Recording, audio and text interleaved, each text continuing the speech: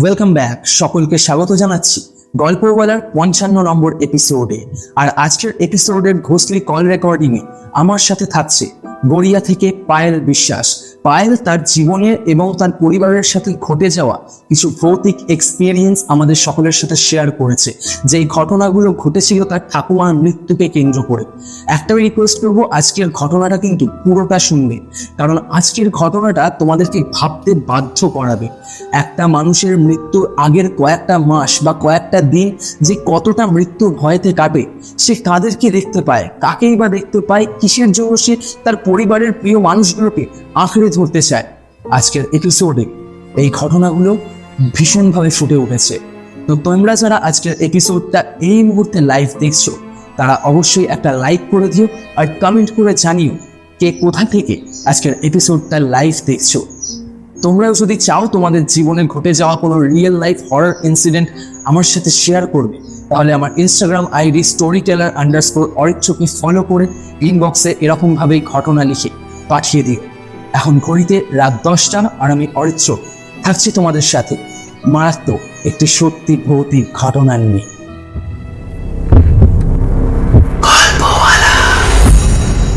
Spotify original horror podcast.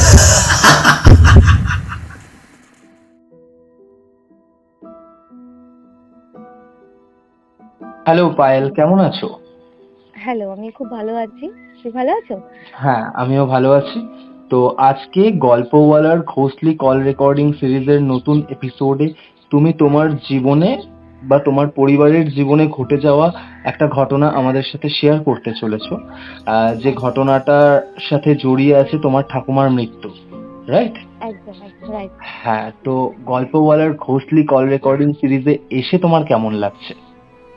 আমার খুব ভালো লাগছে। গল্পওয়ালার মানে প্রত্যেকটা আমি সিরিজ দেখিও, ইভেন এতটাই রিয়েল সিন করি। আজকে ঠিক সেম আমার সাথে ঘটে যাওয়া এই ইনসিডেন্ট গুলো আমি তোমাদের সাথে শেয়ার করতে যাচ্ছি। ওকে, তো তুমি শুরু করো। ঘটনাটার প্রথম থেকে বলবে যে কিভাবে এই ঘটনাটা শুরু হয়েছিল, কারণ তুমি যখন আমায় ইনস্টাগ্রামে লিখে পাঠিয়েছিলে, যেদিন আমি পড়লাম ঘটনাটা প্রথমবারের জন্য, সেদিন থেকে আমি আজ অব্দি ভীষণভাবে ওয়েট করেছিলাম যে আমি তোমার মুখে ঘটনাটা কবে শুনবো। আমি ভীষণভাবে ওয়েট করছিলাম। তো আজকে আমি আর বেশি দেরি করব না, আমি সরাসরি চলে যাব তোমার কাছে। তুমি ঘটনাটা শোনাও। আচ্ছা, আমার নাম পায়েল। আমি এখন বর্তমানে গড়িয়ায় থাকি।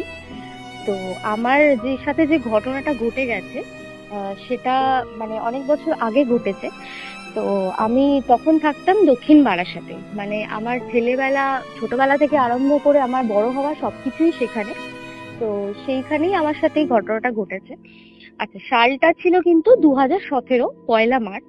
আমার ঠাকুমা যেদিন মারা যায়। আর ঘটনাটা আমার ঠাকুমার মৃত্যুটাকেই কিন্তু বেসিক্যালি মানে কেন্দ্র করে আর কি। তো আমি আমার ফ্যামিলি ডেসক্রিপশনটা একটু তোমাকে বলে দিচ্ছি, যেটাতে বুঝতে পারবে ভালোভাবে।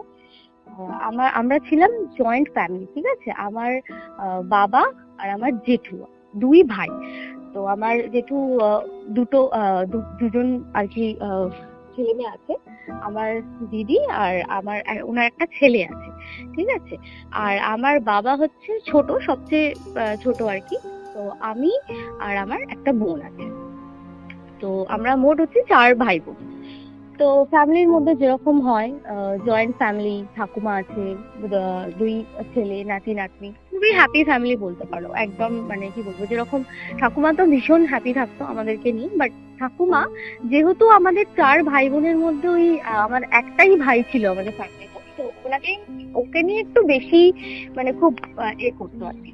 যেহেতু একটা মাত্র নাকি তখনকার দিনের মানুষ, তো একটু বেশি ওকে মানে বাড়ির ওই ছোট ছেলেদের প্রতি গুরুজনদের যে অবসেশনটা থাকে। একদম একদম পুরো সেরকম। তো এবার আমি ঠাকুমার মৃত্যু হয়ে যায় 2017 সালে পয়লা মার্চ।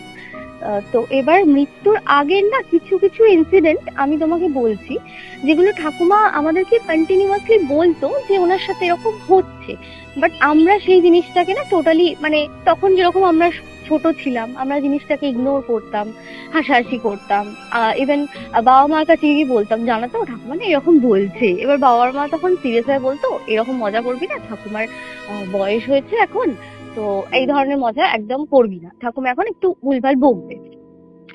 তো এবার যে ঘটনাগুলো ঠাকুমা আমাদেরকে বলতো আর কি, এটা আমি মৃত্যুর 2-3 মাস আগের কথা বলছি। তো উনি না বলতেন, ধরো জানলার ধারে এই ধরো বসে আছে, বসে বসে বলতেন, ওই দেখ আমি না, দেখ এদিকে আয়, আমাদেরকে এইভাবে ডাকতো, ওই দেখ কে একজন দাঁড়িয়ে আছে দেখ। তো এবার আমরা গিয়ে যেতাম, গিয়ে দেখতাম তো কোথায় কিচ্ছু নেই, তো যেরকম গাছপালা যেরকম হয় তো সেরকম নর্মালি আছে। তো আমরা না হাসাহাসি করতাম, কোথায় কি দেখছো তুমি, আমরা তো এখানে সবাই আছি, আমরা কিছু দেখতে পাচ্ছি না। তো এরকম একটা নর্মালি হাসাহাসি হতো। এবার ঠাকুমারা তখনকার দিনে ঠাকুমাদেরও আবার অনেক বড় ফ্যামিলি ছিল, ঠিক আছে, বাট ওই এত বড় ফ্যামিলি তো একটা বাড়িতে থাকা পসিবল নয়। তো আমাদের বাড়ি থেকে 2-3 মিনিটের ডিস্টেন্সের একটা বাড়িতে তো ঠাকুমার যা মানে যারা ফ্যামিলি ছিল আর কি, যা মানে ভাসুর যারা ছিল আর কি, তো তাদের বাড়িতে।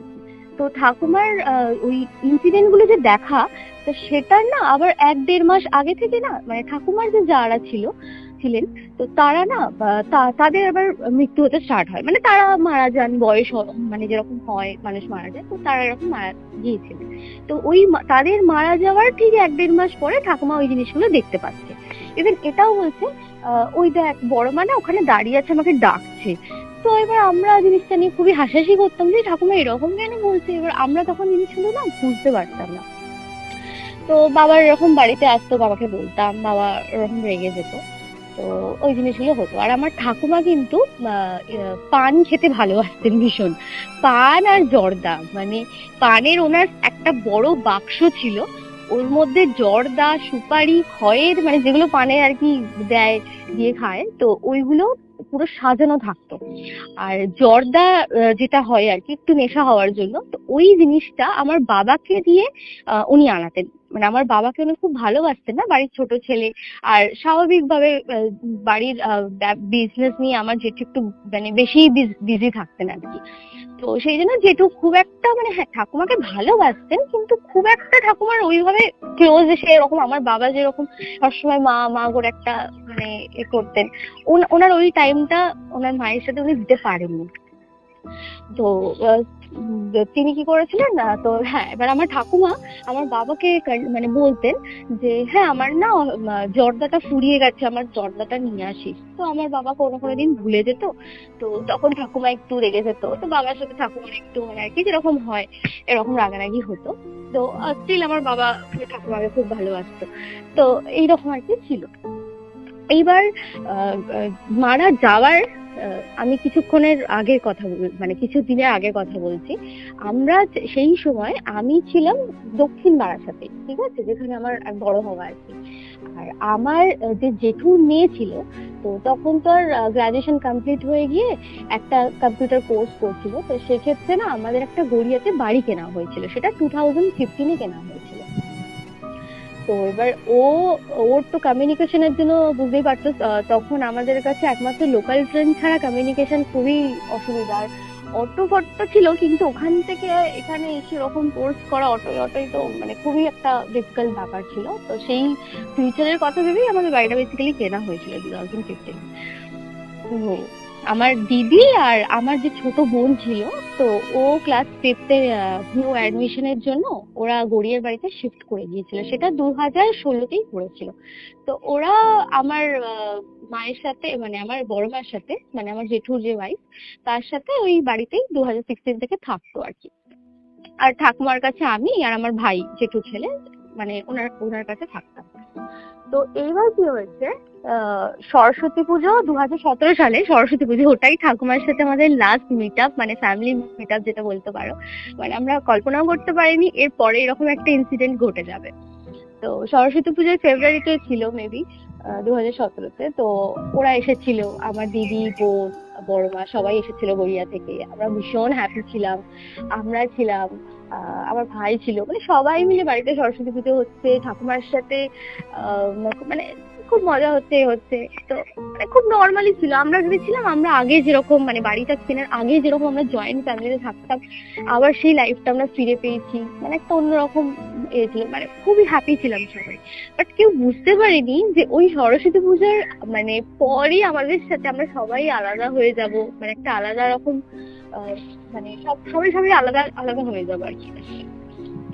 তো সরস্বতী পুজোর পরে যেটা হলো, একদম পরের দিন ঠাকুমা নিজের বিছানায় শুয়েছিলেন। আর ওনার না খুব স্বভাব ছিল, মানে এটা বলবো না, মানে উনি মানে মৃত্যুর আগে থেকে না এই একা একা কোথাও চলে যাওয়া, ঠিক আছে, কাউকে কিছু না বলে, ঠিক আছে, এই ধরনের জিনিসগুলো খুব করতেন।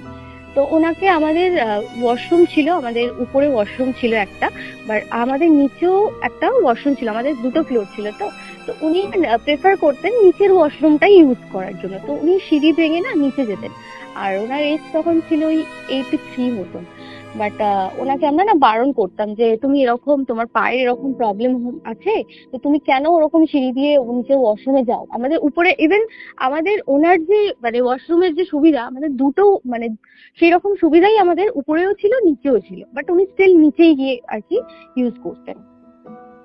তো সরস্বতী পুজোর ওই পরের দিনই সকালবেলা তখন কটা হবে, 5টা 5:30, কারণ ওই দিকে না ওই ওই টাইমে সবাই উঠেই যায় আর কি, সকালে সকাল সকাল উঠে যায়। তো আমার ঠাকুমা তারও আগে উঠতেন, 5টার সময় উঠতেন। তো উনি না উঠে আহ সিঁড়ি দিয়ে নিচে গিয়েছেন, আমরা কেউই জানি না, আমরা সবাই ঘুমাচ্ছি, ঠিক আছে। এইবার আমার তারপরে উঠেছে আমার বড় মা, মানে আমার জেঠুর ভাই। তো উনি উঠে মেবি নিচে গেছেন গেট খুলতে, কিছু একটা করতে। তো উনি গিয়ে দেখছেন যে ঠাকুমা না খুব মানে কি বলবো, মানে কিউলার ভাবে দাঁড়িয়ে আছে নিচে, একদম সিঁড়ির নিচে। এবার আমরা তখন মানে উনি তো বুঝতেই পারেনি তখন। এবার নিচে গিয়ে উনি ঠাকুমা জিজ্ঞেস করছেন, মা কি হয়েছে, আপনি কি ওয়াশরুমে যাবেন, কি হয়েছে, নিয়ে যাব। তখন কিচ্ছু বলছে না, মানে জাস্ট দাঁড়িয়েই আছে। এবার আমরা তখন এবার হঠাৎ করে বড়মা চিৎকার করে ডাকছে সকলকে, সবাই নিচে এসো, সবাই নিচে এসো।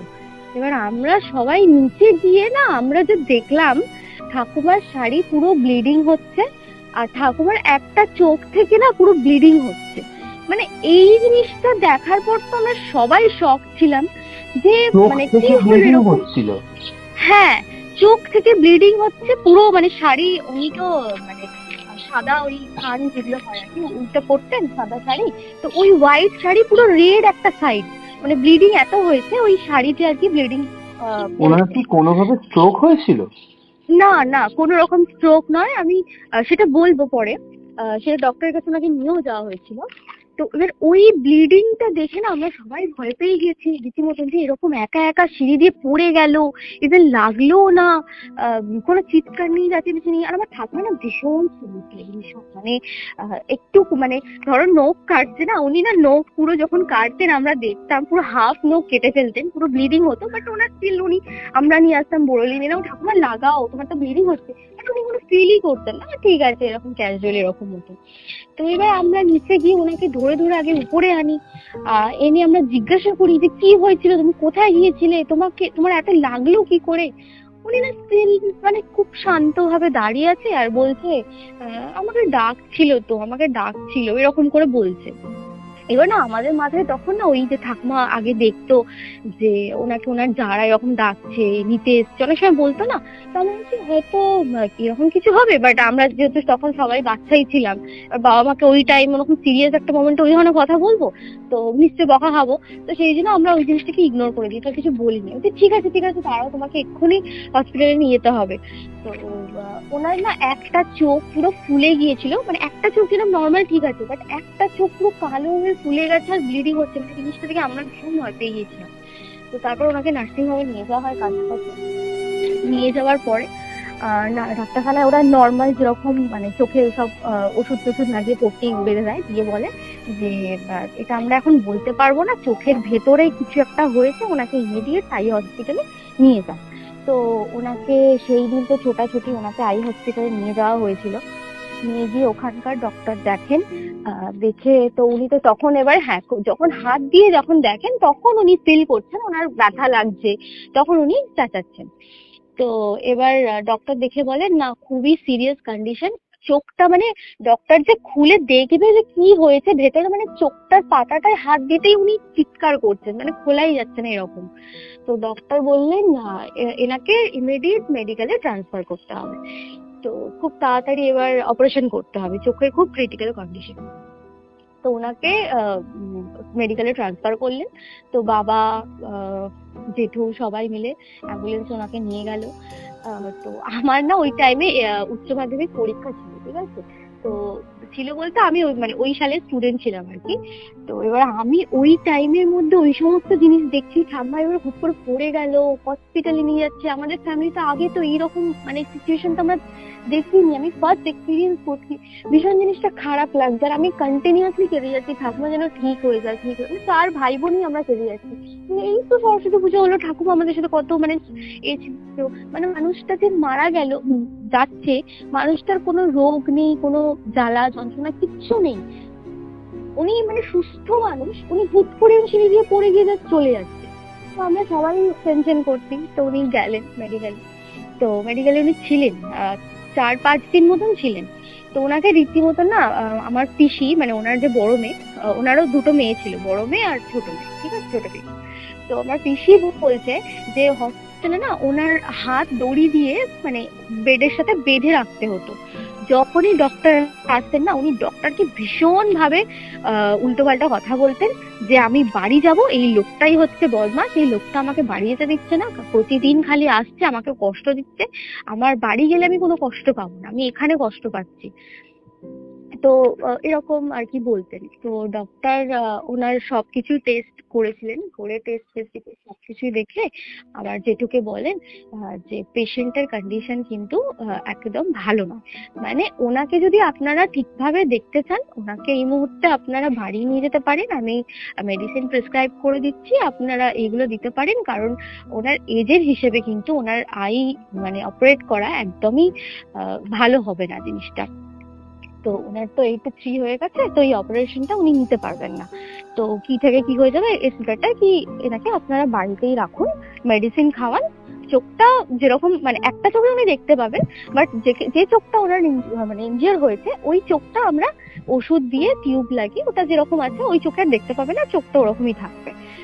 তো বাড়ির সবাই ডিসাইড করে যে না, ডক্টর তো ঠিকই বলেছেন, যে বেকার রিস্ক নিয়ে কি লাভ, যেহেতু মানে উনি লাস্ট এজের একদম লাস্ট মোমেন্টে, তো বেশি রিস্ক নিয়ে লাভ নেই। ওনার চোখটা ডক্টর বলেছেন যে টিউব লাগালে মেডিসিন খেলে ঠিক হয়ে যাবে, তো ওরকম থাক, ওনাকে বাড়িতেই নিয়ে আসা হোক। তো যেদিন এবার বাড়িতে আসলো, 5-6 দিন পর বাড়িতে এলো, আমার পিসি এরকম ডেসক্রাইব করছিল যে উনি হসপিটালে একদম থাকতে চাইছিলেন না, হাত মানে পা ছেটকাতেন, কন্টিনিউয়াসলি বলতেন বাড়িতে নিয়ে চল, বাড়িতে নিয়ে চল। এইবার ওনাকে যখন বাড়িতে নিয়ে আসা হলো, তখন আমার ঠাকুমার একটা পার্সোনাল রুম ছিল, মানে উনি রুমে শুতে নেয়। এবার ঠাকুমাকে ওই রুমের দিকে যখন মানে বেডটা, উনি তো উঠতে হেঁটে আসতে পারছিলেন না, ওনাকে এরকম বেডেতে এরকম করে যেরকম শুয়ে শুয়ে নিয়ে যাওয়া হয় ওইভাবে আমরা নিয়ে এসেছিলাম। তো ওনাকে যখন রুমের মধ্যে ঢোকানো হচ্ছে, তখন উনি বলছেন আমি ঘরে যাব না, আমি খাটে শোবো না, আমাকে তোরা নিচে শোবো, আমি নিচে শোবো। তো এবার এই সমস্ত কথা এখন আমি এগুলো বুঝতে পারি, এগুলোর মিনিংস কি আছে, বাট তখন তো আমরা এগুলো বুঝতাম না, তখন বাবা মারা এগুলো বুঝতে পারতো যে উনি কেন বলছেন নিচে শোয়াতে, ওনার আর বেডে উনি শুতে চান না, উনি নিচেতেই শুতে চান। তো ওনাকে বেডেতে সরি নিচেতে ওরকম মাটিতে শুয়ে দেওয়া হলো, একটা ওনার রুমে নয়, ওটা একটা অন্য রুমে মানে আমার বাবা যেখানে শুতেন, আমার বাবার যে রুমটা ছিল, আমার বাবার রুমে ওনাকে ওরকম নিচে শোয়ানো হলো, যেখানে যেহেতু ওখানে স্পেসটা একটু বেশি ছিল, আর উনি তো অসুস্থ ছিলেন, ওনার সমস্ত মেডিসিন সবকিছুই ওখানে রাখার স্পেস ছিল, তো আমার বাবার রুমে ওনাকে রাখা হলো। তো রাখার পর এবার শুরু হলো, এবার আমরা ভেবেছিলাম না ঠাকুমা বিছানায় ঠিক উঠে যাবে, বা ঠাকুমার কতদিন এখানে শোবে। তো এবার রীতিমতন এদিকে তো এই সমস্ত জিনিস হতো, তো 2-3 দিন 4-5 দিন যেরকম বললাম হয়ে গিয়েছিল। তো এবার নর্মাল ব্যাপার, আমার বোন ওদিকে আবার ক্লাস 5-এর অ্যাডমিশন নিয়েছিল স্কুলে, নতুন স্কুল, তো এখন তো ছুটি করলে হবে না, স্কুলও খুলে গেছে, তো ওকে স্কুলে যেতে হবে। তো ওরা কি করলো, ওরা বললো, আমরা বাড়ির লোকরাই, আমার জেঠুরা বললো ঠিক আছে তুমি ওনার ওয়াইফকে বললেন তুমি বাচ্চাদেরকে নিয়ে চলে যাও, ওখানে ওদের স্কুল কলেজ আছে, তো ওটা কন্টিনিউ করো, আমি কি আমি এখানে মাকে দেখছি, এখানে তো মানে আমার মাও ছিলেন, তো সে এখানে তো দেখে নেবে, তুমি ওখানে গিয়ে কন্টিনিউ, ওদেরকে নিয়ে কন্টিনিউ করো। তো বড় বলে ঠিক আছে, আমি তাহলে বাচ্চাদেরকে নিয়ে যাচ্ছি, তো কিছু আমাকে ইনফর্ম করবে কিছু হলে। বললো ঠিক আছে। তো বড় মা কি করলো, দিদি বোনকে নিয়ে চলে এলো, স্বাভাবিক যেরকম সবার লাইফে তো সবাইকে শিখতে হবে, তো চলে এলো।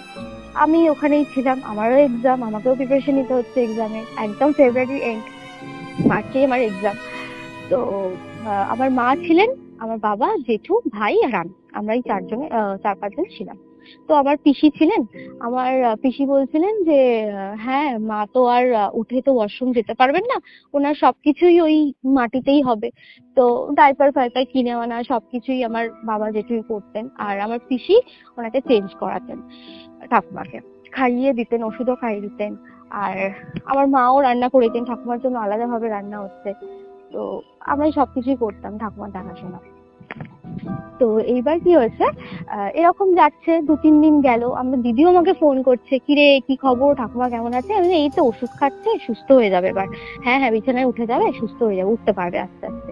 তো এরকম একটা এক্সপেকটেশন ছিল সবার মনে, ঠাকুমা সুস্থ হয়ে যাবে। তো এইবার ঘটনাটা হচ্ছে 2-3, মানে ওই রকম ওরা চলে যাওয়ার 2 দিন পর আমি সন্ধ্যাবেলা ঠাকুমার কাছে, যেহেতু ওই ঘরে তো কেউ সেরকম যেত না, পিসি কতই বা সবসময় ঠাকুমার কাছে বসে থাকতেন, উনি ওনার কাজ টাজ করে উনি আমাদের, আর ওই পিসির বাড়ি আমাদের বাড়ি থেকে না 10 মিনিটসের ওয়াকিং ডিস্টেন্স ছিল। তো ওনারও ওনার ফ্যামিলিকে একটু টাইম দেওয়া উচিত। তো উনি কি করলেন, উনি বললেন ঠিক আছে আমি একটু বাড়ি থেকে ঘুরে আসছি, রাতে চলে আসবো, তুই এখানেই বসেই পড় ঠাকুমার কাছে। বললাম ঠিক আছে। ঠাকুমার সবকিছুই ওষুধ খাওয়ানো সবকিছুই হয়ে গিয়েছিল।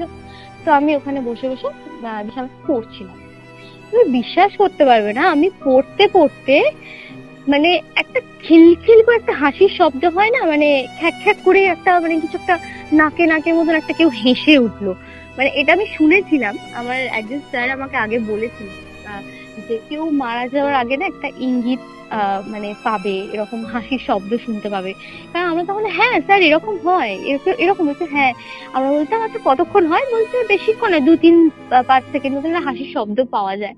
বাট আমি নিজে কানে যখন আওয়াজটা শুনেছি না, বিশ্বাস করো, মানে আমি একদম মানে বই ওখানে ছেড়ে মানে উঠতেও পারছি না, একটা অবস্থা। 2-3, মানে ঠাকুমা যেখানে শুয়ে আছে মেঝেতে, ওর ঠাকুমার মাথার কাছে কিন্তু একটা জানালা ছিল, আর ওই জানালা থেকেই পুরো আওয়াজটা এসেছে, আর বেশ জোরেই মানে শোনা গিয়েছে। এবার আওয়াজটা যখন হলো না, আমার এবার ঠাকুমার ঘরের দরজাটা না এমন খোলা থাকতো সবসময়, আর ওই দরজার সামনেই আমাদের ডাইনিং রুম ছিল, ডাইনিং রুমে সোফা টেবিল, খাওয়ার টেবিল সবকিছুই ছিল। তো ওখানেও বাকি আমার মা, জেঠু, ওনারা সন্ধ্যাবেলা বসেছিলেন। তো ওনারাও না ব্যাপারটা শুনতে পেয়েছে, ওনারা কিছু বলেনি। এবার আমি যেহেতু তখন বাচ্চা ছিলাম, ওর আমি শুনতে পেয়ে রীতিমতো ভয় পেয়ে না, আমি বাইরে বেরিয়ে এসেছি জোরে, মানে ছুটে বাইরে বেরিয়ে এসেছি, এসে মাকে বলছি, মা। হাসির আওয়াজটা কি কোনো মানুষের গলার আওয়াজ ছিল? আমি সেটা বলতে পারবো না ঠিক, মানে মানুষের গলার আওয়াজ একদমই ছিল না, মানে কিরকম একটা, মানে মানুষ মিক্স একটা পশু, এরকম মিক্সিং, মানে বললাম না একটা নাকে আওয়াজ, মানে খিলখিল করে একটা হেসে উঠলো, এরকম মানে ফিক করে খিলখিল করে একটা হেসে উঠলো বেশ জোরে। তো মানে কোনো স্বাভাবিক মানুষ ওইভাবে হাসে না, এটুকু আমি শিওর, মানে যে আওয়াজটা আমি শুনেছি। আমি অনেকবার অনেকের কাছেই শুনেছি যে মৃত্যুর আগে তারা এটা বুঝতে পারে বা অনেক কিছু বুঝতে পারে, বাট আজকে তুমি যে কথাটা আমায় বললে, এটা আমি এর আগে সত্যি কখনো শুনিনি। তো এটা আমার ভীষণ অবাক লাগছে যে মৃত্যুর আগে এরকম একটা হাসির শব্দ মানুষ শুনতে পায়, এটা আমার জানা ছিল না।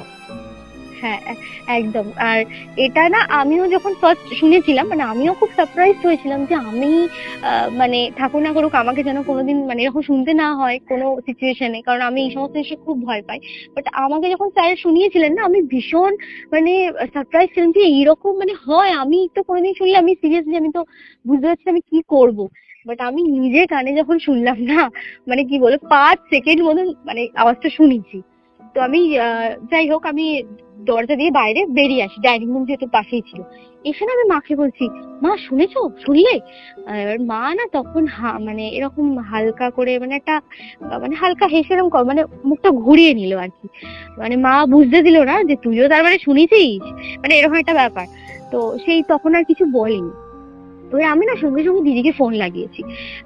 ফোন লাগিয়ে আমি বলছি, হ্যাঁ দিদি শোন না, এরকম ব্যাপার, আমি না এরকম একটা আওয়াজ শুনতে পেলাম জানিস, পুরো সামনে থেকে ঠাকুমার। আর মনে আছে তোকে আমি ছোটবেলায় বলেছিলাম, আমাকে সেই একটা স্যার বলেছিলেন আমার একটা ফ্রেন্ডের যখন একটা বাবা মারা গিয়েছিলেন বাবার, তখন উনি এরকম একটা সেম পড়াতে পড়াতে তো এরকম আওয়াজটা পেয়েছিলেন। তো বলছি, হ্যাঁ বলেছিলিস তো একবার, হ্যাঁ কি হয়েছে, তুই কি করেছিস এখন, তুই শুনেছিস? বলছি, হ্যাঁ রে আমিও না শুনেছি। তাহলে কি ঠাকুমার বেশি দিন নেই? বলে এবার কান্নাকাটি স্টার্ট করে দিয়েছি আমি, যে তার মানেই হয়তো ঠাকুমা চলে যাবে, আর বেশি দিন নেই। দিদি বলছে, ধর ঠাকুমা তুই জানিস কত স্ট্রং আমাদের, এত বড় একটা নিচে এরকম অ্যাক্সিডেন্ট হলো হুট করে, তো ওনার কিছুই হয়েছে কি, উনি কি একবার কোনো করেছেন, উনি ওসব কিছু হবে না। বলে ও মানে আমাকে একটু মানে আর কি কনফিডেন্স দিল যে ঠিকঠাক তোর এক্সাম, ভালো করে প্রিপারেশন নিয়ে, ঠাকুমার কিচ্ছু হবে না, ঠাকুমা ঠিক হয়েছে। আমি সেই বিষয়ে ঠিক আছে গেলাম তো ঠাকুমার কাছে। সেই দিন রাত্রিবেলা গেলাম, হ্যাঁ। এবার সেই দিন রাত্রিবেলা যখন ঠাকুমাকে খাওয়াতে যাচ্ছি, আমার মা খাবারটা রেডি করে দিল, ওই ভাত আর মানে কিছুই তো চিবিয়ে খেতে পারতেন না, একদম কাঁচকলা একদম পেস্ট করে, যেরকম বাচ্চাদেরকে একদম 2-3 মাসের বাচ্চাদের খাওয়ানো হয় 6 মাসে, পুরো ওই রকম ভাবে চামচে করে বাটিতে করে। এবার আমি একটা স্পুন খাওয়াতে যাচ্ছি ঠাকুমাকে, না আমি জানি না আমার হাতটা না খালি এরকম নড়ছে, আর আমার একটা চোখ থেকে কন্টিনিউয়াসলি জল পড়ে যাচ্ছে, আর খুব কষ্ট হচ্ছে ঠাকুমার মুখটা দেখে। উনি না আমার দিকে পুরো একভাবে এইভাবে তাকিয়েছিলেন, যে মানে আর মানে কিছু বলছেনই না, যে উনি কিছু কথাও বলবে, কিছু বলার মানে শক্তিটাও ওনার মধ্যে ছিল না, খালি দেখে যাচ্ছে আমার সাথে, আর হাত ওরকম আমার নড়ে যাচ্ছে কন্টিনিউস। তারপর আমি যা করে নিজেকে কন্ট্রোল করে বললাম, নাও খাও, খেয়ে নাও। তো উনি ওই দুটো স্পুনই আমার হাতে খেয়েছিলেন। খাওয়ার পর জল মানে হ্যাঁ চোখটা দিয়ে উনি ইশারা করতেন, মানে কিছু লাগলে জলের গ্লাসের দিকে ইশারা করতে, আমি বুঝে গেছি উনি আর খাবেন না, জল খাবেন, জল খাবে। তখন সেটাও কিছু বলছে না, আবার স্পুনে করে জল খাওয়ালাম, খেয়ে নিল। খেয়ে ব্যাস আমার হাতটা এরকম শক্ত করে ধরে বলছে, এখানে বস, আস্তে আস্তে বলছে এখানে বস। আমি বললাম, দাঁড়াও এগুলো রেখে আসি, আমার আমি আসছি। বলছে না এখানে বস। মানে উনি না কাউকে দেখতে পেতেন ওখানে, মানে ওই রুমটার মধ্যে। উনি এর পরেও যে ঘটনাগুলো বলবো, উনি বলতেন যে ওখানে ওনার কেউ বসে আছে, মানে উনি ওই রুমটাতে সবসময় মানে কাউকে থাকতে বলতো আর কি। তো আমি বলতাম, দাঁড়াও দাঁড়াও আসছি, সে ছাড়তো না, একদম শক্ত করে হাত ধরে থাকতো এরকম যাকে বলে। তো এবার দিয়ে রেখে টেখে এসে রুমের মধ্যে এসেছি।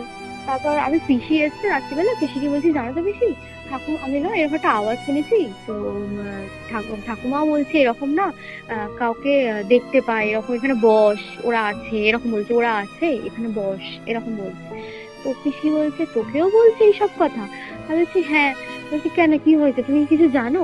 বলছে, আর বলিস না রে মা, সারা হসপিটাল তো আমি সারা রাত জেগেছিলাম, আমি তো হসপিটালে ঘুমাইনি 4-5 দিন, কি জ্বালাতন কি জ্বালাতন। বলছে, কেন, কি হয়েছে?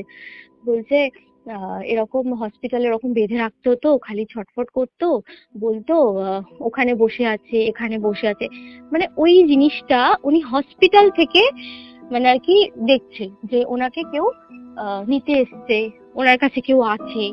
খালি বলতো, আমাকে বাড়িতে নিয়ে চল, নাহলে এখান থেকেই নিয়ে চলে যাবে, আমি এখান থেকে যেতে চাই না, আমি বাড়ি থেকে যেতে চাই, আমাকে বাড়িতে নিয়ে চল, খালি নাকি এরকম বলতেন। তো আমি তো শুনে পুরো মানে শক, যে এগুলো কি বলছে ঠাকুমা। তো বড়রা মেবি আলোচনা করছিল এই সমস্ত ব্যাপারে, তো আমি এগুলো থেকে একটু দূরেই ছিলাম, কারণ আমার জেঠু না ভীষণ মানে এই সমস্ত জিনিসে একদম মানে এই বিশ্বাসই করেন না। উনি সবসময় বলতো, এই তোর এক্সাম, তুই যা, তুই এখানে কি করছিস, যা গিয়ে পড়, মানে এরকম একটা ব্যাপার। তো এবার আমি গিয়ে খুব রেস্ট্রিকশনে রাখতেন উনি, আমি গিয়ে আমার রুমে পড়তাম। এবার ওরকম হলো, 2-3 দিন গেল।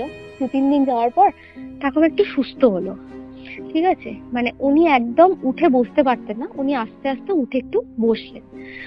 বসে এবার দেখছি একদিন সকালবেলা ব্রাশ করছে নিজে নিজে, মানে মানে আমার পিসি এরকম করে মগে করে জল নিয়ে বসে আছে, তো উনি দেখি আস্তে আস্তে এরকম নিজে নিজে হাতে বলছে, আমাকে দিয়ে, আমি করছি, ব্রাশ করছি। তো আমরা না ওটা দেখে অনেকটা হ্যাপি হয়ে গেছি, যে ঠাকুমা এবার সুস্থ, বাহ ভালোই হয়েছে।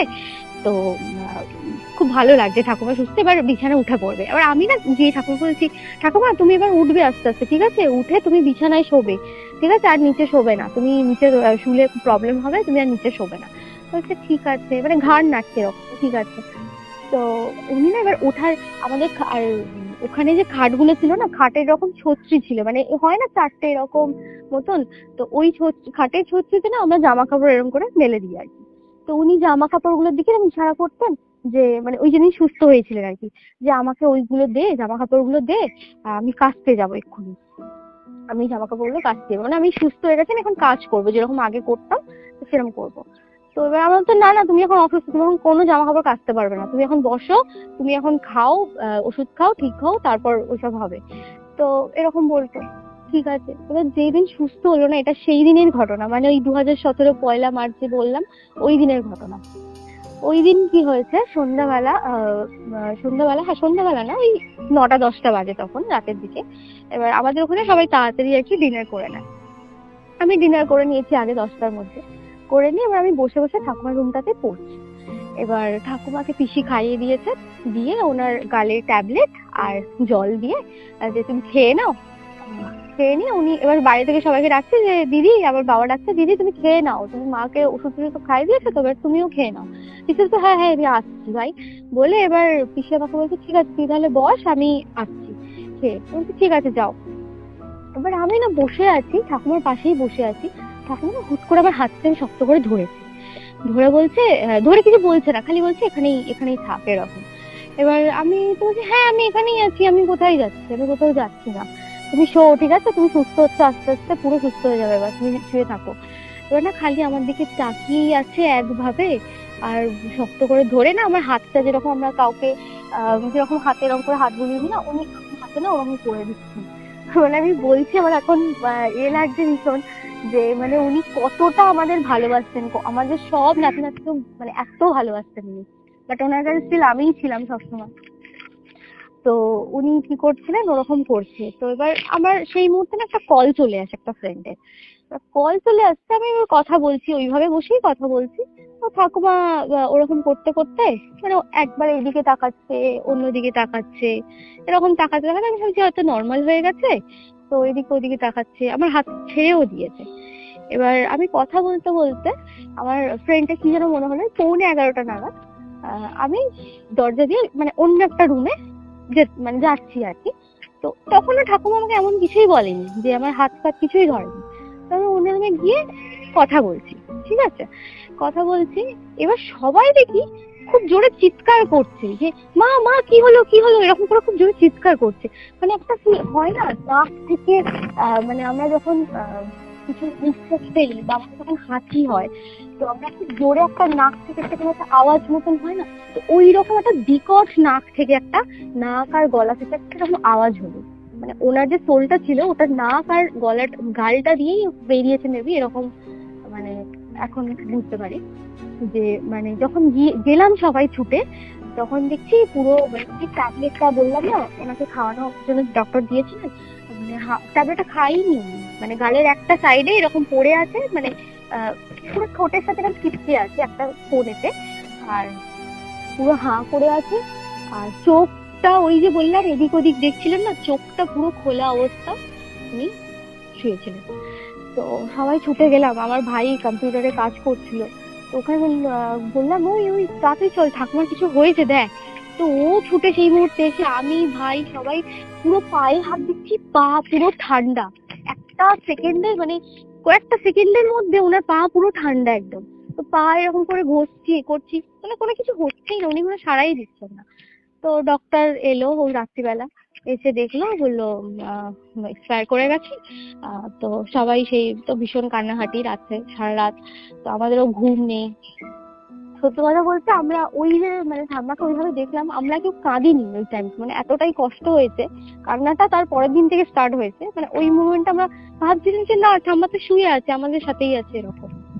তো যাই হোক এটা হলো, হওয়ার পর তো যেরকম মারা যাওয়ার পরে হবিষি খেতে হয় পুরো ফ্যামিলিকে, তখন ওরাও আবার চলে এলো, দিদিকে ওদেরকে ফোন করলাম, ওরা তো বিশ্বাসই করছে না। আমি ওদেরকে বারবার বলছিলাম দেখলি তো আমি যেগুলো বলতাম সেগুলোই সত্যি হলো, ওরকম আওয়াজটা শুনতে পেলাম, তারপর ঠাকুমা বলছে কাউকে দেখছে। তো এরকম এরকম ব্যাপার বলছে, হ্যাঁ কি হবে বল, ঠাকুমার সাথে আমাদের আর বেশি দিন ছিলই না। তো এরকম এরকম তো চলে গেল। যেরকম শ্রাদ্ধ হয় 7 দিন 13 দিনের মাথায়, 14 দিনের মাথায় যেরকম কাজ হয়, সেগুলো সবকিছু আমাদের হয়েছিল, ঠিক আছে। এবার হয়ে যাওয়ার পর আমার বাবা না মারা যাওয়ার পরেই, যে মারা গেল না তারপরে না ওই যে রুমটায় আর কি ঠাকুমা ছিলেন, বলে যে ওই রুমটা নাকি খালি রাখতে নেই, মেবি প্রদীপ বা কিছু একটা রেখে দিতে হয়, তো ওরকম রাখা হয়েছিল আর কি। আর আমার বাবার যেহেতু ওই রুমটা ছিল, ঠাকুমা চলে গেছে, বাবা কি করেছে, বাবা রাত্রিবেলা ওই রুমটায় শুয়েছিল, মানে খাটেতে তো শুতে নেই, মাটিতে শুতে হয়, তো আমার জেঠু বাবা সবাই শুয়েছিল। এবার পরের দিন, মানে যেদিন মানে মারা যাওয়ার পরের দিন রাত্রিবেলা বাবা শুয়েছিল, তারপরের দিন যখন সকালে উঠেছে, বাবা আমাদের সবাইকে দেখাচ্ছে, এই দেখ মানে আমার কপালে একটা দাগ, মানে কাটার দাগ। আচ্ছা কি করে হলো এরকম তোমার? বলছে কালকে রাত্রিরে, বাবা এরকম মজা করে না মাঝে মাঝে, যে দেখেছিস তো ঠাকুমা এখনো যায়নি, ঠাকুমা আছে আমাদের কাছে, তো আমাকে এরকম করে ডাকছিল পিছন থেকে, আমি সাড়া দিতে আমার মাথাটা এরকম ঠুকে দিয়েছে, মানে আর খাট ছিল তো মেঝের সামনে, ওই খাটের পায়াটা ওনার বাবার মাথায় লেগেছিল।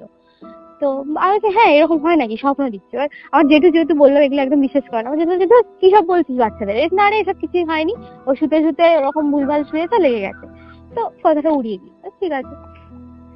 তো তারপরে বললাম 14 দিনের মাথায় যেমন সাধু শান্তি হয়, সবকিছুই হলো, কোনো রকম আর কোনো প্রবলেম হয়নি, কিচ্ছু হয়নি। এইবার যে প্রবলেমটা, বার্ষিক কাজও হয়ে গেছিল, প্রবলেম যেটা স্টার্ট হলো সেটা হচ্ছে 3 বছর পর থেকে, মানে যেটা আমরা কখনো এক্সপেক্টই করতে পারিনি, আমরা ভেবেছি আমাদের ঠাকুমা মুক্তি পেয়ে যাবে, ঠিক আছে, বাট ঠাকুমা মুক্তি পায়নি। 2017-র 1 মার্চ তোমার ঠাকুমা মারা যান। হ্যাঁ তারপর তোমার বাবা একবারই জাস্ট বুঝতে পারেন যে এরকম কিছু একটা ঘটেছে, যে কারণে তার মাথা কেটে গেছে, কপালটা কেটে একদম। গেছে। তো তারপর 3টে বছর তোমাদের কোনো রকম ভাবে কোনো এক্সিস্টেন্সের প্রমাণ তোমরা পাওনি বা তোমরা বুঝতে পারোনি, তাই তো? না না না, একদম না। ওকে। তারপরে একদম 3 বছর পর, মানে 2020, তখন লকডাউন, সবাই বাড়িতে। 4th অগস্ট বাবা একদিন হঠাৎ গড়িয়াতে আসে, এসে ইভেন যেদিন হয়েছে সেই দিনও আমাদেরকে কেউ ফলো করেনি একটাও, ঠিক আছে, কারণ ওনারা এই জিনিসটা নিয়ে এতটাই ওই বাড়িতে বিজি ছিল। তখন আমার এইচএস হয়ে গেছে, আমি আবার গড়িয়াতে চলে এসেছি, ঠিক আছে, তো আমি ছিলাম না, আমি থাকলে আমি হয়তো আরো ভালোভাবে বলতে পারতাম, বাট স্টিল ওরা যেভাবে আমাকে বলেছেন, আমার এখনো মানে জিনিসটা এখন ভিজুয়ালাইজ করতে পারি যে কিরকম হয়েছে আর কি।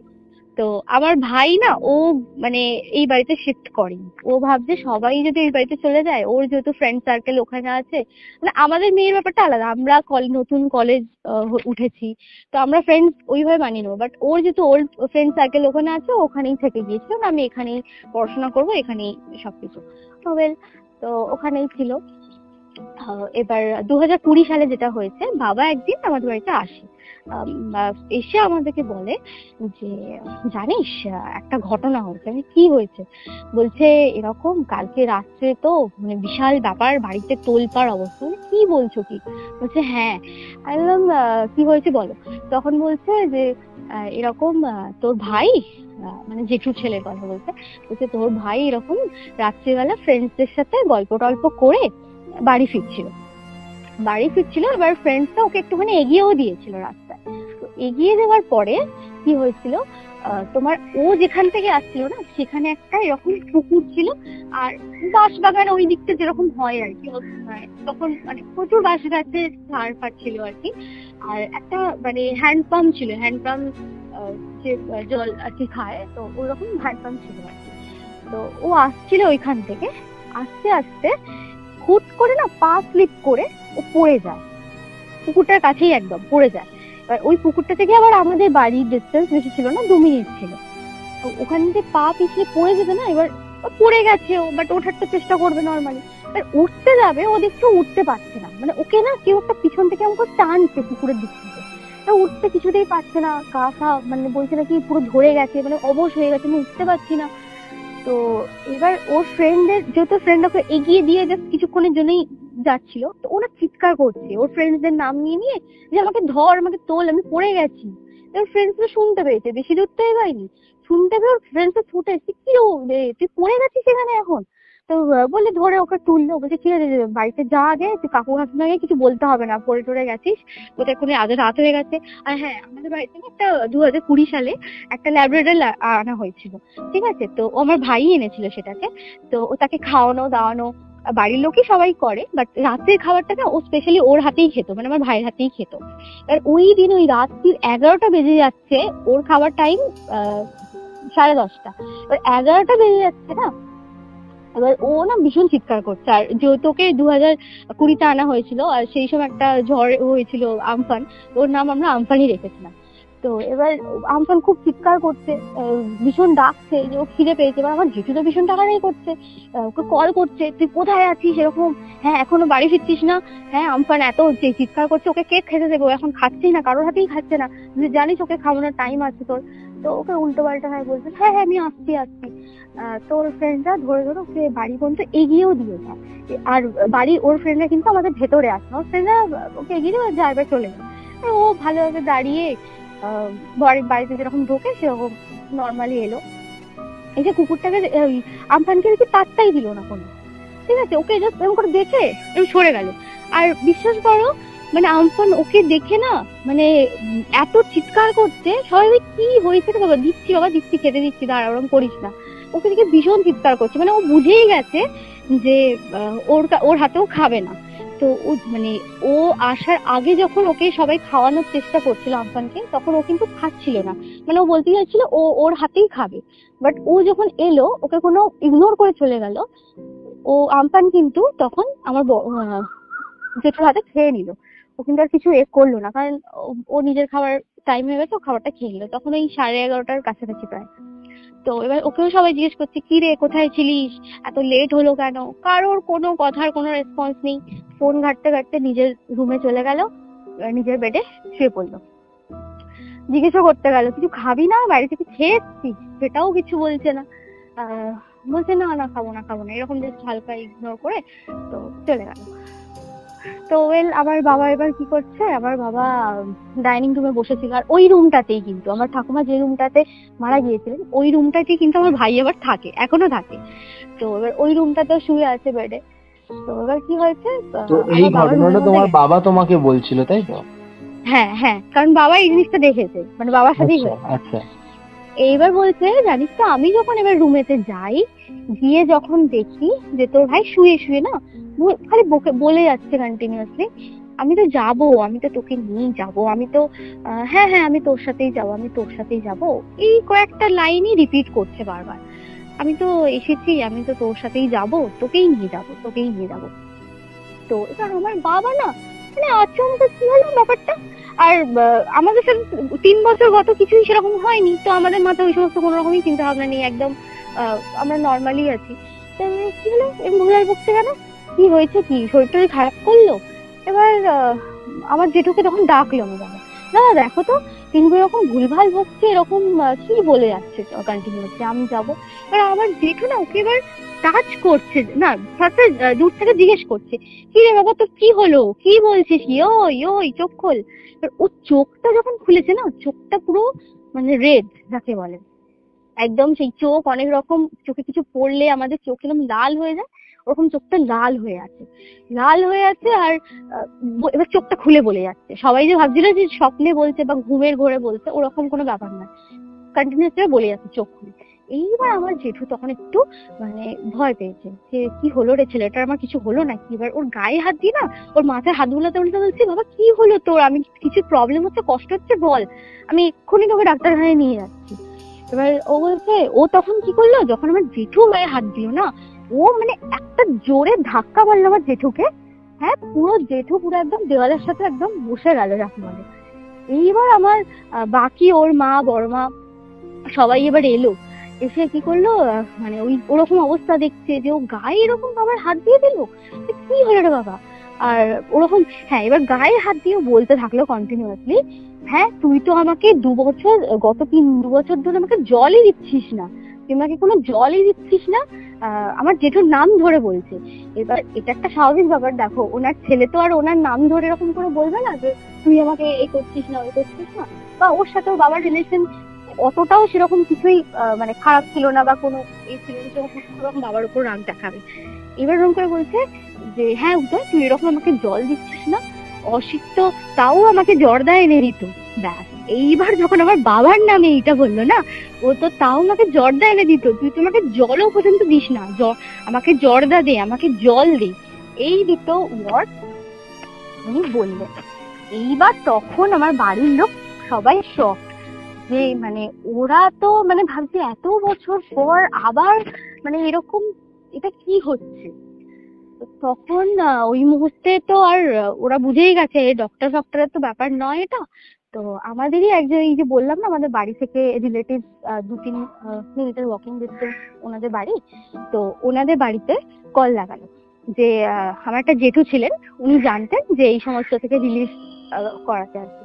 তো ওনার বললেন সবটা, যে এরকম না ছেলে এরকম খুব উল্টোপাল্টা বলছে, এরকম আবার জর্দার কথাও বলছে। বলছে ঠিক আছে, আমি আসছি, আমি আমার বাড়ি বন্ধন করে দেন আমি আসছি। উনি ওনার বাড়ি বন্ধন করে এলেন। তুমি বিশ্বাস করবে না, আমাদের বাড়িতে যখন উনি দরজায় মানে একদম যেটা মেন গেটের বাইরে যখন উনি ঢুকছেন, মানে পা রাখছেন, নিচে বাবা ছিল না, তো বাবা বলছে উপর থেকে করে চিৎকার করছে, এই অসিত কে এসছে রে নিচে, বলছে ওই তো দাদা এসছে। বলছে তো ভীষণ লাফাচ্ছে, তো ছটফট করছে, মানে খাট ফাট ভেঙে দেবে এরকম অবস্থা। বলছে আমার বাবা বলছে ফোন করো ওর বন্ধুদের ফোন করো, জিজ্ঞেস করো ওর কি হয়েছে, বন্ধুদেরকে ফোন করে ডাকো। সেই বন্ধুগুলোকে ফোন করে ডাকা হলো, বন্ধুগুলো এলো, এসে না তোকে ধরে যাচ্ছিল না, খাট ফাটকে ভেঙে দিচ্ছে, বলছে খাটের ওই এগুলো সত্যিগুলো ধরে এরকম করে ফেলে দিচ্ছে। তো এবার বন্ধুগুলোকে ডাকা হলো, ও জেঠুটা বাইরেই চলে গেল তখন, কারণ ওকে কন্ট্রোল করা যাচ্ছিল না। তো বন্ধুগুলো এলো, উপরে ধরলো ওকে, বন্ধুগুলোকে বলছে মারছে অ্যাটাক করে, মানে ওর গায়ে তো অত পাওয়ার, মানে বলছে কেউ দেখলে এখন শক হয়ে যাবে। তো তারপর উনি এলেন, ওই জেঠুটা এলেন, সিঁড়ি দিয়ে যখন উঠছে তো তোলপাড় অবস্থা, মানে চিৎকার করছে, বাজে বাজে কথা বলছে। হ্যাঁ ওই কে আমাদের বাড়িতে আসতে বলেছে, ওকে কে বলেছে আসতে, ও আমাদের বাড়িতে আসবে না, ওকে আমি আজকে নিয়েই যাবো এরকম খুব জোরে জোরে বলেই যাচ্ছে। তারপর জেঠুটা এলেন, রুমের মধ্যে ঢুকলেন, ঢুকে ওনার ওই ওর মাথায় যখন ওই হাত দিল না, দিয়ে একটা লাল সুতো ফুতো এরকম কিছু বেঁধে দিয়েছিল, তো তখন ও একটু শান্ত হয়ে পুরো একদম যখন ঘুমিয়ে পড়ে সেরকম ঘুমিয়েই পড়লো। এইবার আমার বাবা জেঠু সবাই জিজ্ঞেস করলো যে কি ব্যাপার, কি হচ্ছে, কেন এরকম করছিল। তো উনি বললেন যে দেখ অমাবস্যা, তখন অমাবস্যা ছিল কিছু একটা এরকম তিথি, তো অনেক সময় কি হয় গ্রহ নক্ষত্র এরকম ম্যাচ করে গেলে না ওদের আসার একটা ওয়ে তৈরি হয়, এরকম উনি বোঝালেন যে অনেক সময় অমাবস্যাতে কিছু একটা কোনো একটা জায়গা দিয়ে ও হয়তো আসছিল, ওকে দেখতে পেয়ে গেছে, চিনতে পেরে গেছে, তো সেই জন্য ওর মধ্যে চলে এসেছিল। তো বললো ঠিক আছে না, এখন আর কিছু হবে না, তো কি করা যাবে। তো বলছে দেখ কি করা যাবে, যদি তোরা কি করেছিলিস পিণ্ডদান, তখন আমার বাবা জেঠু বললো হ্যাঁ শ্রাদ্ধের কাজ তো সব হয়ে গেছিল আর বার্ষিক কাজও হয়ে গেছিল, এবার গয়াতে একটা গিয়ে পিণ্ডদান করতে না, ওইটা আমরা মানে আর কি করতে পারিনি, লকডাউনের কারণে না ওটা অনেকটা ডিলে হয়ে গেছিল।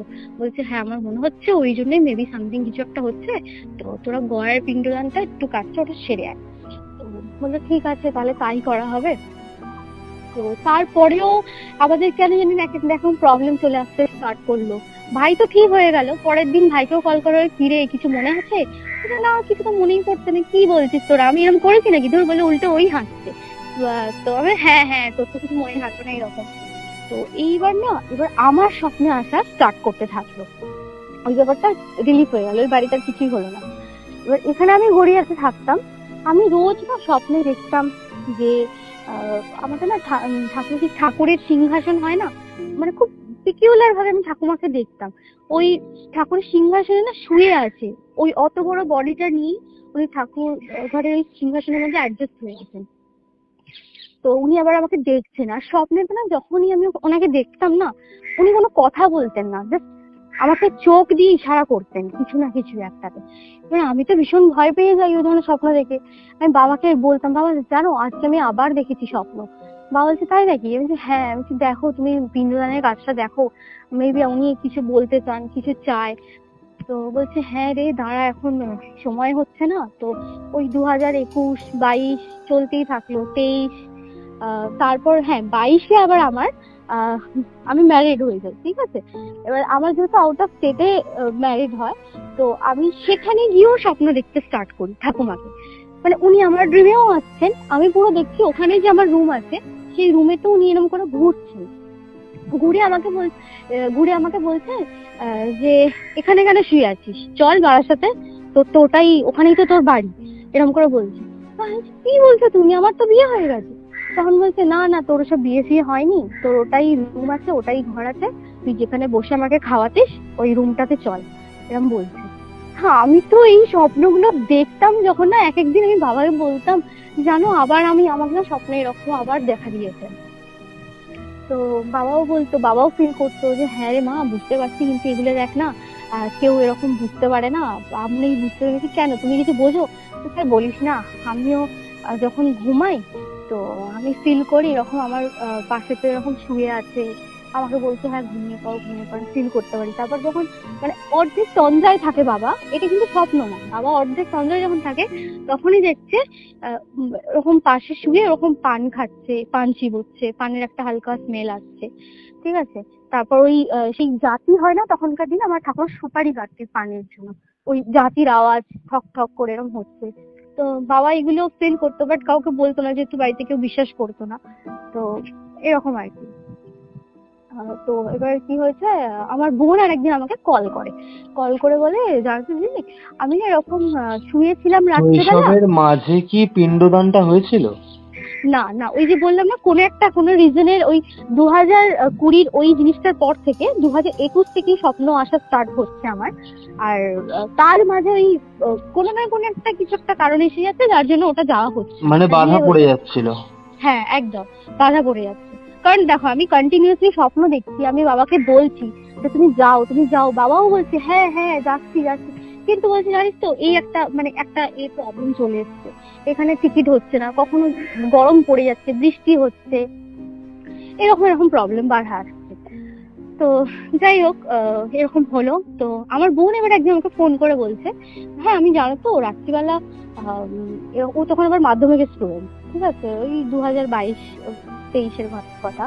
তো বলছে যে এরকম আমি প্র্যাকটিক্যাল করে আমি এরকম রাত্রি 3টে বাজে, তখন আমি জাস্ট এবার শুয়েও পড়েছি, আমি দেখছি মশারি থেকে কন্টিনিউয়াসলি না আমাকে এরকম করে কেউ দেখছে, ঠিক আছে, আমাকে এরকম করে কেউ দেখছে, আর পুরো 10-15 সেকেন্ড মতন দেখছে, আর বলছে আমি দেখতে চাইছি, আমি চোখটা বন্ধ করে আছি, আমি বডিও মুভ করতে পারছি না, আমার বডি পুরো অসাড় হয়ে গেছে, আমি বডি একদম মুভ করতে পারছি না।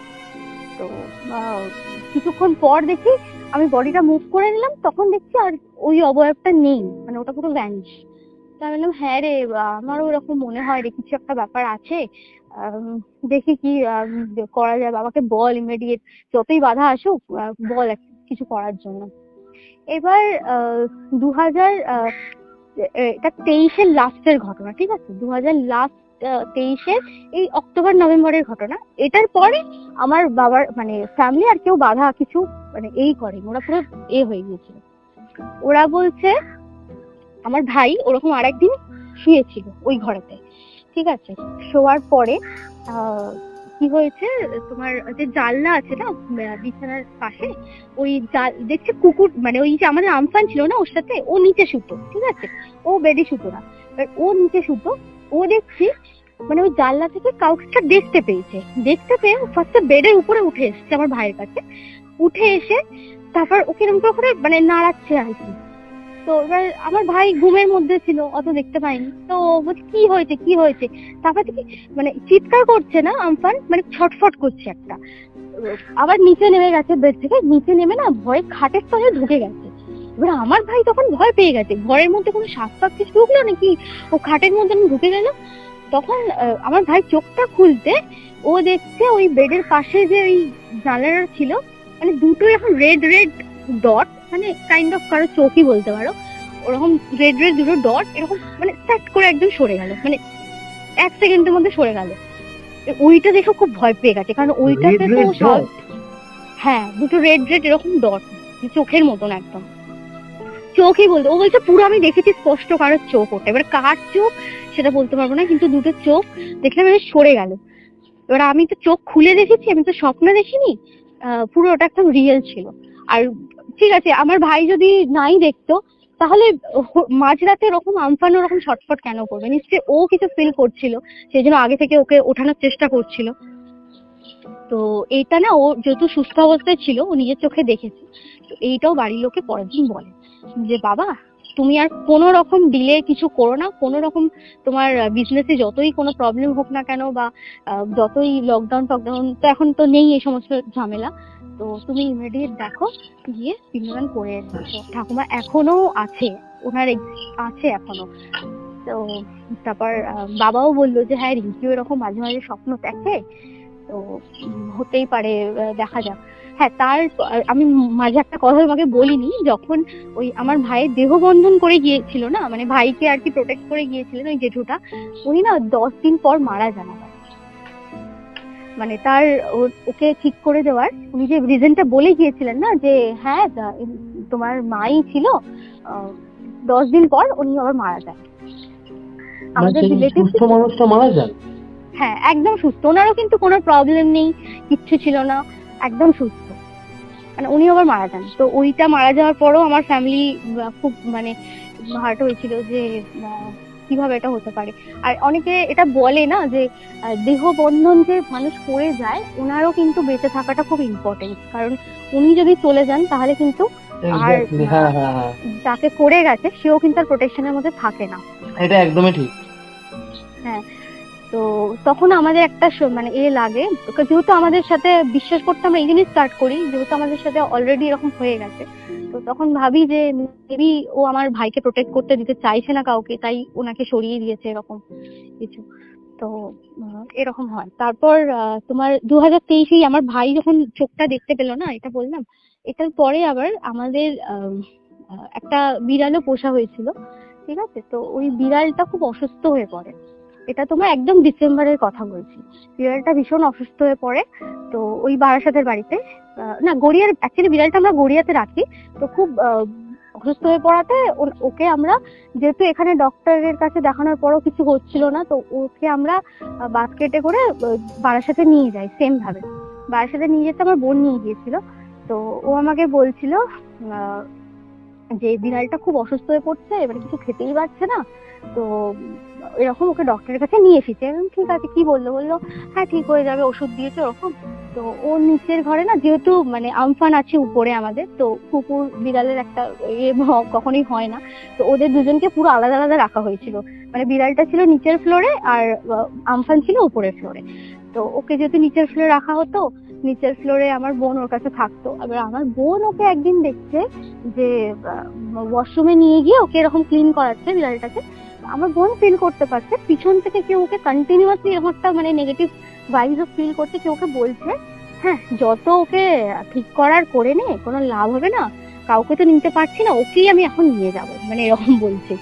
তো আমি কি বলছি, তুই এরকম বলছি? হ্যাঁ যদি ভাই, মানে দেখো একটার পর একটা কিছু না কিছু হয়েই চলেছে, দাদা ভাইও এরকম দেখলো চোখ, আমিও এরকম ফিল করছি যে এরকম বলছে। না আরে কিছু হবে না, কিছু হবে না।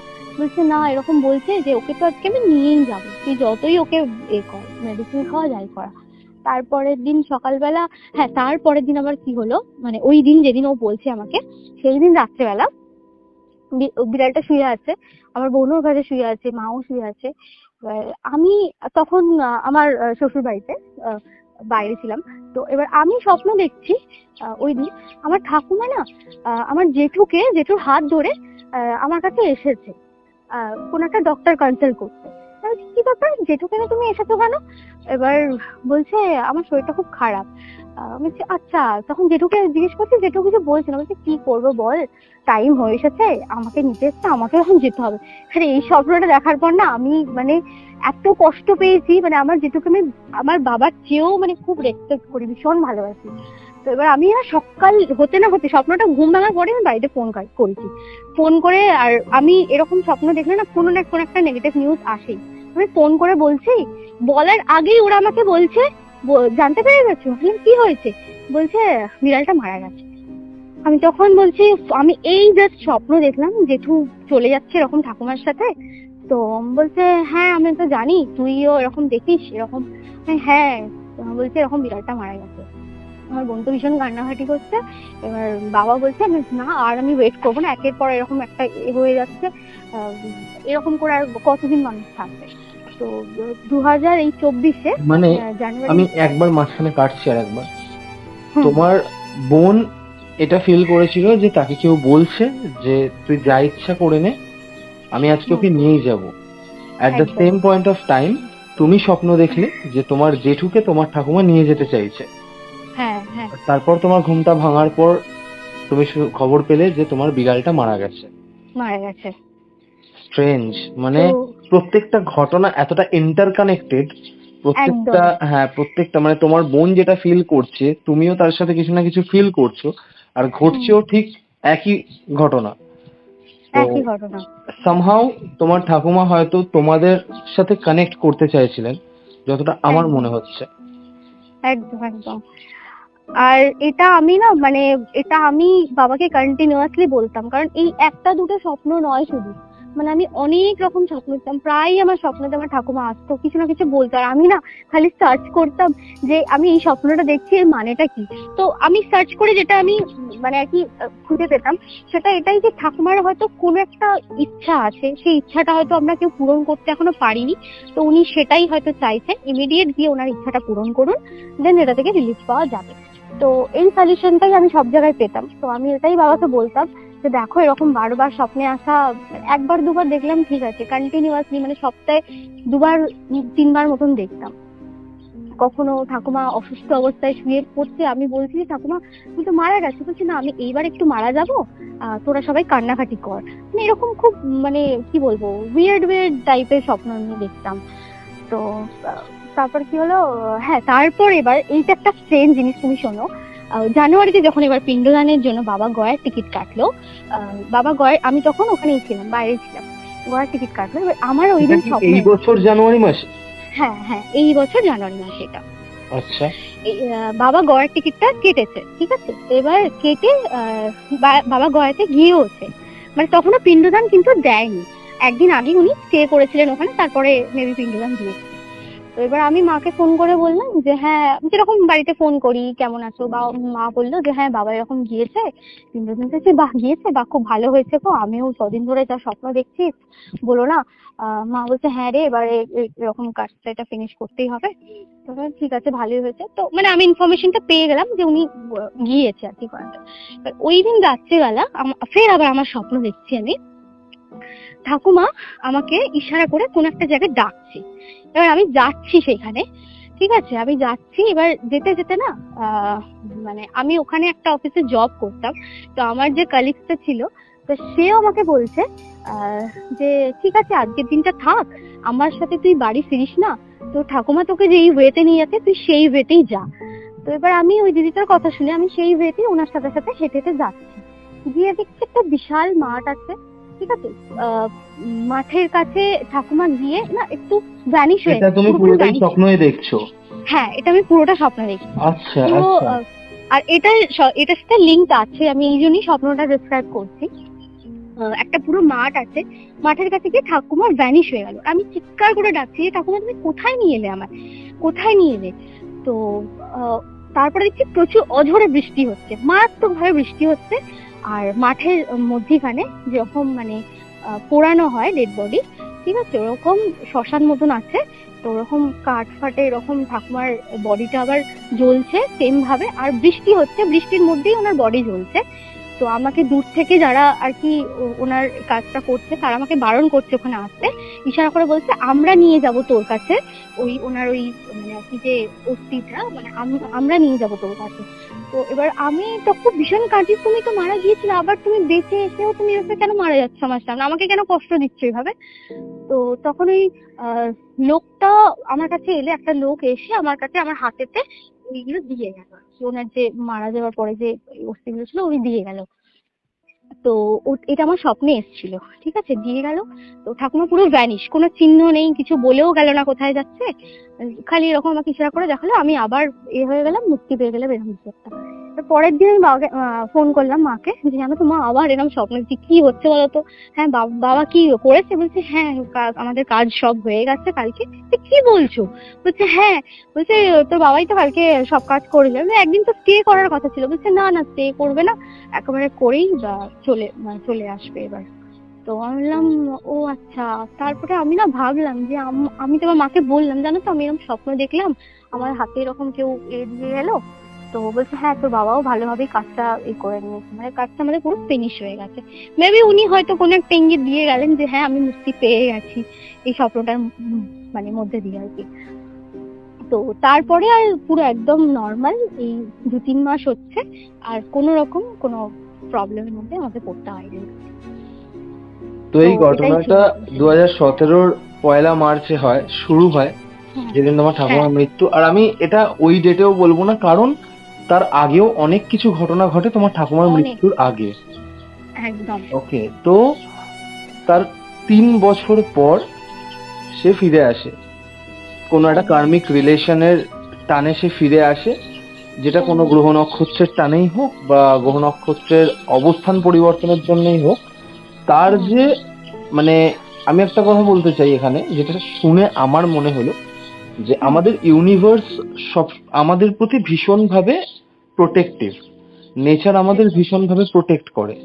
তো কোনো একটা অতৃপ্ততায় তোমার ঠাকুমা মুক্তি পাচ্ছিল না, হ্যাঁ, হ্যাঁ, তাকে মুক্তি দেওয়ার জন্য তোমাদের জানাটা খুব দরকার ছিল যে সে মুক্তি পায়নি। একদম।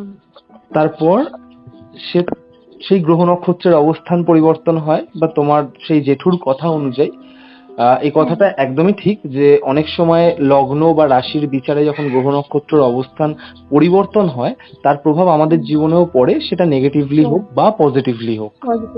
এক্স্যাক্টলি। অনেক সময় ভালোও ঘটে আমাদের লাইফে, অনেক সময় খারাপও ঘটে। খারাপ মানেই আমরা আমাদের সাথে নেগেটিভ এনার্জিকে টেনে আনি, যার জন্য আমাদের অরাটা নেগেটিভ হয়ে যাচ্ছে, সেই কারণে আমাদের সাথেও খারাপ হয়। তো এক্ষেত্রে ইউনিভার্স চেয়েছিল তোমার ঠাকুমা মুক্তিটা পাক, সেই কারণেই হয়তো সেই সংযোগ স্থাপন করে দিয়েছিল যাতে সে তোমার ভাইয়ের মাধ্যমে তোমাদের ফ্যামিলিতে আসতে পারে। আসতে পারি। কারণ এটা তো ঠিক যে আমাদের খুব কাছের মানুষ বা খুব প্রিয়জনও যখন দেহত্যাগ করে চলে যান, যখন তিনি বুঝতে পারেন যে এই পৃথিবীর প্রতি তার মায়া রাখা উচিত নয়, তখন সে আমাদেরকে আর তার নিজের মনে করে না। একদম।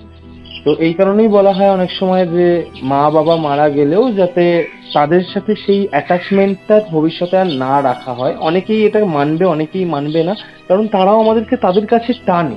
এবার তারা তাদের মতো করে টানছে, এবার জিনিসটা তো আমাদের জন্য ক্ষতিকর, তাই না? হ্যাঁ, তো এক্ষেত্রে হয়তো এটাই ঘটেছে। আমি একটা অ্যাজিউম করলাম, আমার মনে হলো ঘটনাটা শুনে যে তার মুক্তি পাওয়াটা হয়তো খুব দরকার ছিল, যেটা নেচার বা ইউনিভার্স চেয়েছে। সেই কারণেই কিন্তু নেচার তাকে তার মুক্তির পথ করে দিয়েছে। করে দিয়েছি। তো এক্ষেত্রে যদি পিণ্ডদানটা আগে হয়ে যেত, তাহলে হয়তো তোমাদের পরিবারকে এত কিছু ভুগতে হতো না। আর ইনফ্যাক্ট হয়তো তার অতদিন অতৃপ্ততায় থাকা বা তার কর্মফলের শাস্তি ভোগ করার কথা ছিল, তার জন্য হয়তো অতগুলো দিন তাকে অপেক্ষা করতে হয়েছে, এই 3টে বছর। নাহলে যখন সে তার ছেলে মানে তোমার বাবার মাথায় আঘাত করেছিল, তাহলে তো তখনই তোমরা বুঝতে পারতে তারপর কেন তাকে 3টে বছর অপেক্ষা করতে হলো। একদম। কারণ তুমি যেটা আর বলছো যে উনি ওই দিন যদি ওই জল আর জর্দার ব্যাপারটা পুরো মানে ওই রকম ভাবে ডাইরেক্ট না বলতেন না, আমরা বুঝতেই পারতাম না যে ওটা আমাদের ঠাকুমারই এন্টিটি ছিল। মানে অবশ্যই ওটা দেখো, তো অন্য কোনো এন্টিটি হতেও মানুষ পারতো, বাট দেহ ছেড়ে গেলেও না বেশিরভাগ ক্ষেত্রে এই জগতের মায়া ছাড়তে পারে না। তার যে পছন্দের জিনিস, তার যে ভালোবাসার জিনিস, যে জিনিসগুলো তাকে একসময় শান্তি জুগিয়েছে, সেটা খারাপ হোক ভালো হোক, সেই জিনিসগুলোর প্রতি মায়া ছাড়তে পারে না। এই কারণে আমরা ওগুলোকে মোহমায়াই বলি। নেশা জাতীয় দ্রব্য বা প্রিয় জিনিস, এগুলোকে আমরা মোহমায়াই বলি। তো সেই জিনিসগুলোর প্রতি যখন আমরা মোহ কাটাতে না পারি, তখনই আমাদের অতৃপ্তিতে ভুগতে হয়। তখনই সেগুলো অতৃপ্ত আত্মায় পরিণত হয়। সেই এন্টিটিস বা সেই সোল গুলো তারা আর পরমাত্মার সাথে কানেক্ট হতে পারে না, বা তারা মুক্তি পায় না, বা তাদের মোক্ষ লাভ হয় না।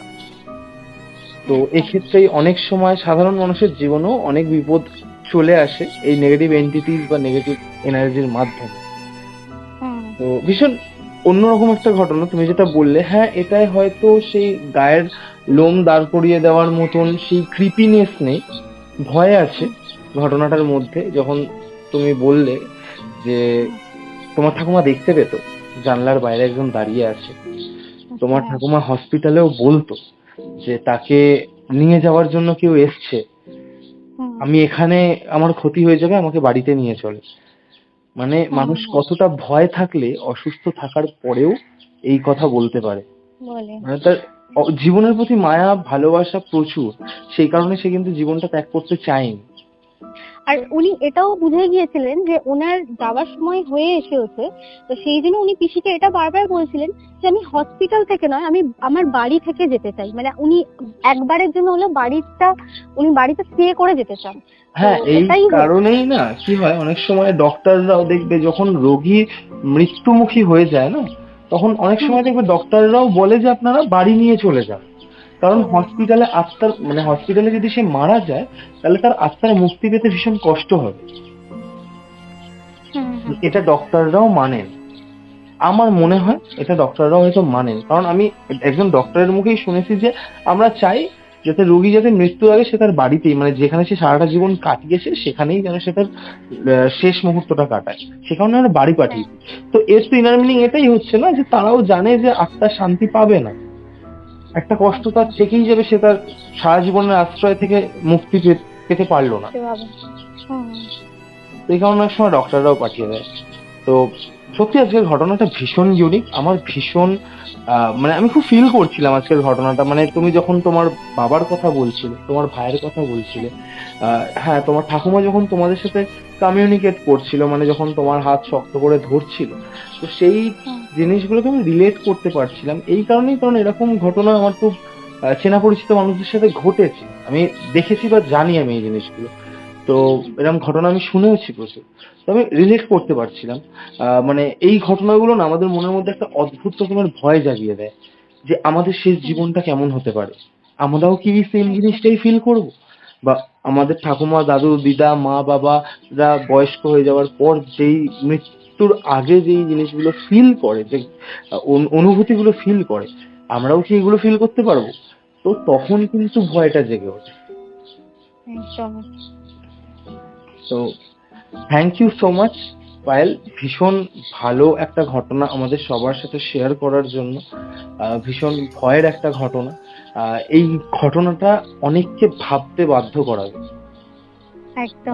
আর থ্যাংক ইউ তোমাকেও আমাকে মানে একটা প্ল্যাটফর্ম, মানে আমি এখানে এসে সুযোগ করে দেওয়ার জন্য, বলার জন্য। কারণ এটা আমার মনে হয় যে আমাদের একটা ফ্যামিলি শুধুমাত্র মানে এটা একটা ঘটনাই নয়, একটা ফ্যামিলি খুব ভালো একটা বন্ডিং থেকে স্টার্ট করে ওনার যে এই কষ্টটা, এটা আমি শেয়ার করতে পেরেছি এরকম একটা প্ল্যাটফর্মে এসে, তার জন্য থ্যাংক ইউ সো মাচ তোমার লাইফের, তোমার পরিবারের সাথে ঘটে যাওয়া এরকম একটা ঘটনা শেয়ার করার জন্য। আমি আশা করব তোমাদের জয়েন্ট ফ্যামিলি যেন আবার জয়েন্ট হয়ে যায়, আবার যেন তোমরা আগের মতন হাসি খুশি থাকো তোমাদের ঠাকুমার স্মৃতিকে সাথে নিয়ে। Thank you so much. তো আজকের এপিসোড আমি এখানেই শেষ করছি। আশা করছি গল্প বলার শ্রোতাদের আজকের ঘটনাটা ভীষণ ভালো লাগবে। Thank you.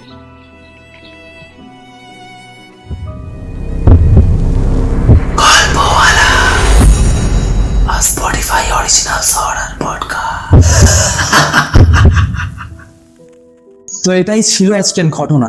কেমন লাগলো কমেন্ট করে জানাতে কিন্তু ভুলো না। যদি ভালো লেগে থাকে তাহলে লাইক করে দিও, আর শেয়ার বাটনটাও তার সাথে প্রেস করে দিও। আর যদি গল্পওয়ালা ইউটিউব চ্যানেলের নতুন শ্রোতা হও, বা আজকের এপিসোডটা তোমরা প্রথমবারের জন্য গল্পওয়ালা ইউটিউব চ্যানেলের সঙ্গে থাকো, তাহলে অবশ্যই চ্যানেলটা সাবস্ক্রাইব করে স্পটিফাই পডকাস্টটিকে ফলো করে দিও। কারণ গল্পওয়ালা আমাদের প্রত্যেকের নিজেদের যৌথ পরিবার। আজকের এপিসোড আমি এখানেই শেষ করছি। আগামী সপ্তাহে আসছি নতুন কোনো গল্প বা ঘটনা নিয়ে।